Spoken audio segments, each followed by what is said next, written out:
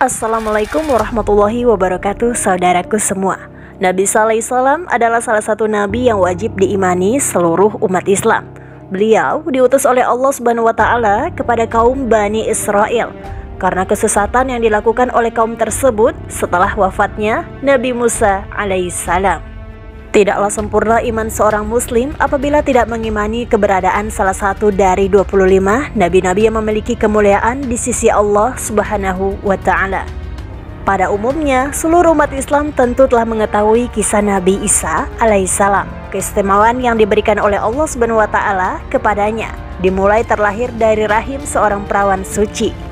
Banyak sekali mujizat yang Allah Subhanahu wa Ta'ala berikan, seperti menyembuhkan penyakit, menghidupkan orang yang telah lama mati, hingga kelak pada akhirnya menjelang akhir zaman Nabi Isa alaihissalam akan kembali turun ke bumi untuk membunuh Dajjal, musuh umat muslim yang paling ditakuti karena kehebatan fitnahnya.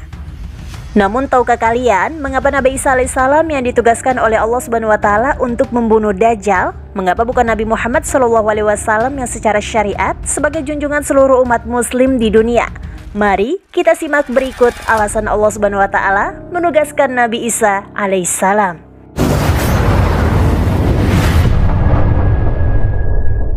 Tujuan pertama, Allah Subhanahu wa Ta'ala menunjukkan kebenaran agama Islam. Nabi Isa alaihissalam kembali diturunkan ke bumi diyakini akan menegaskan kebenaran dari ajaran Nabi Muhammad SAW.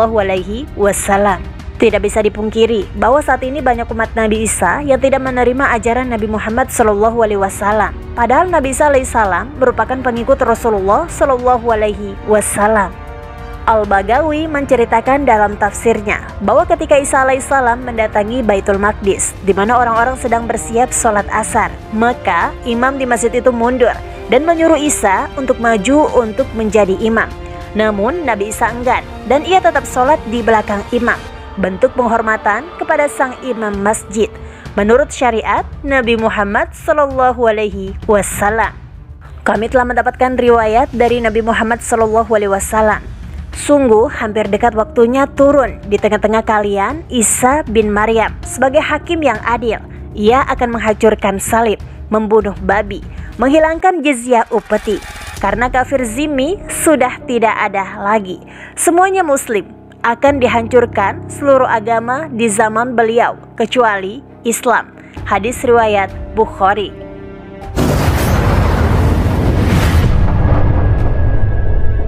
Tujuan Allah Subhanahu wa Ta'ala yang kedua, Nabi Isa alaihissalam masih hidup. Ada sebagian kaum yang meyakini bahwa Isa alaihissalam telah wafat karena dibunuh dan disalib oleh orang-orang Romawi.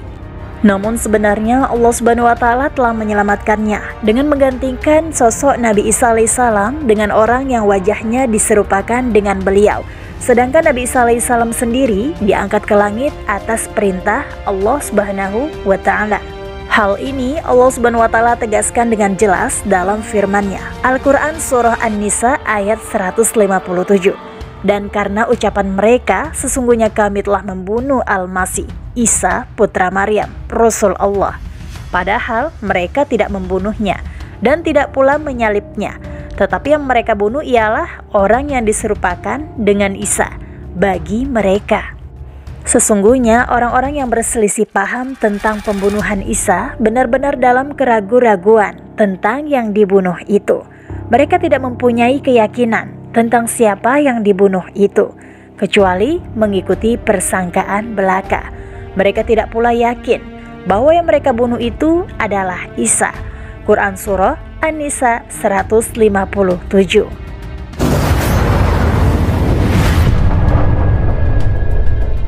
Tujuan Allah Subhanahu wa Ta'ala yang ketiga, menegaskan kemuliaan Nabi Muhammad SAW.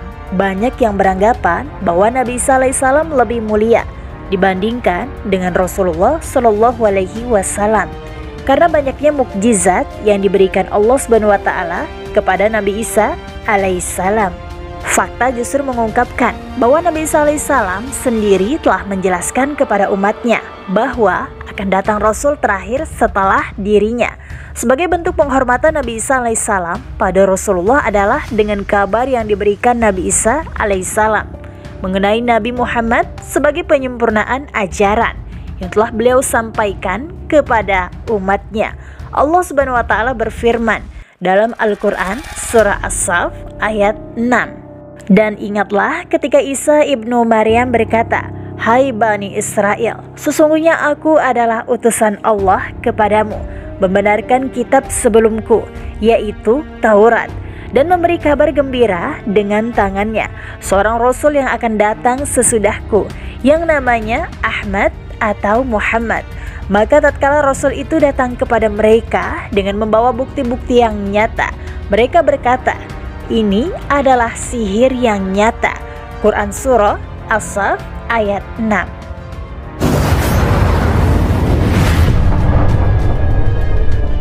Tujuan Allah Subhanahu wa taala yang keempat, bahwa telah dekatnya ajal Nabi Isa alaihissalam.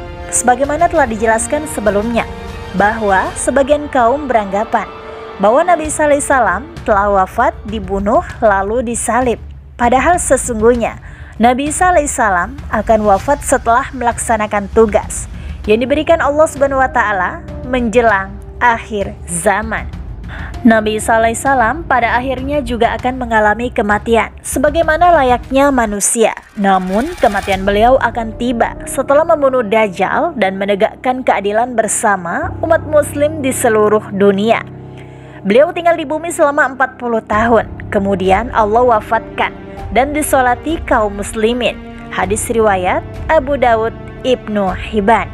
Sebagai muslim yang beriman, tidaklah pantas bagi kita untuk membanding-bandingkan siapa nabi yang lebih hebat, karena semua nabi yang diutus oleh Allah Subhanahu wa taala mempunyai tujuan yang sama, yaitu mengajak bertauhid, mengagungkan kebesarannya. Nabi Isa alaihissalam selain ditugaskan Allah Subhanahu wa taala untuk membunuh Dajjal pada akhir zaman, ternyata beliau juga memiliki tugas lain dan maksud tertentu, yang pada intinya adalah menegakkan ajaran yang dibawa oleh Nabi Muhammad SAW kepada seluruh umat manusia yang ada di dunia.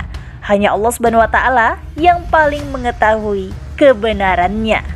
Terima kasih atas waktu dan perhatian Anda. Semoga video ini membantu kita semua memperluas wawasan dan saling menghormati perbedaan kita. Sampai jumpa di video berikutnya.